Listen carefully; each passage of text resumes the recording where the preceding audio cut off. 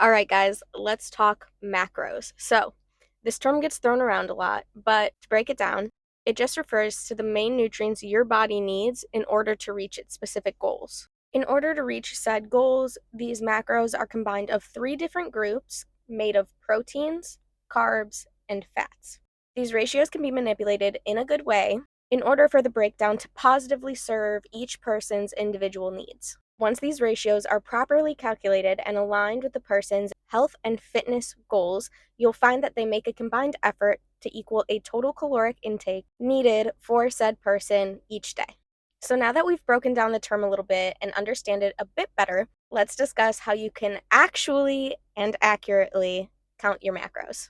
First, you're going to have to accurately determine what your daily caloric intake is or should be in order to help you reach your goals. Next, you're going to have to figure out what percentages of your carbs, proteins, and fats are ideal to, again, help you reach said goal. For this portion, you are going to have to know what ratios and percentages you'll be consuming daily in order to actually achieve your aesthetic goal, your health goal, so on and so forth. So I'll probably make a separate video on that, but for now, let's dive into it and head into an example.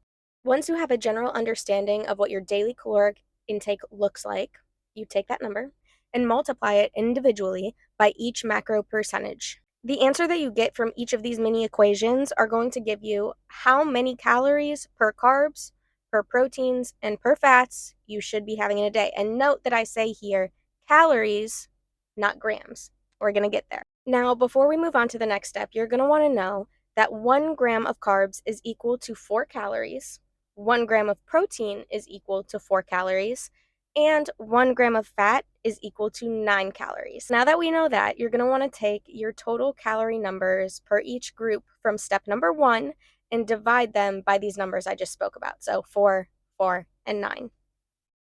Things are always a little bit easier with an example or just visually in general, so let's break it down with one.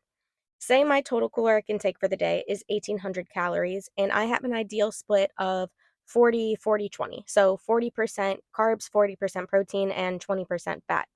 What I'm going to do is take that number, 1,800, multiply it times 0.4 in order to get a number of 720, which will equate to the number of calories I will need for both my carbs and my protein, since I'm doing a 40-40 split for them. I'll do that same thing for fats, so I'm going to take 1,800 times 0.2 in order to get a number of 360 calories for my fats in any given day.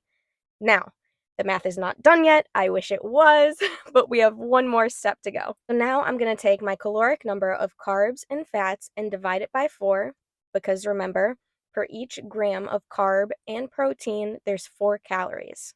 So we take the 720 and we divide it by 4 in order to get 180.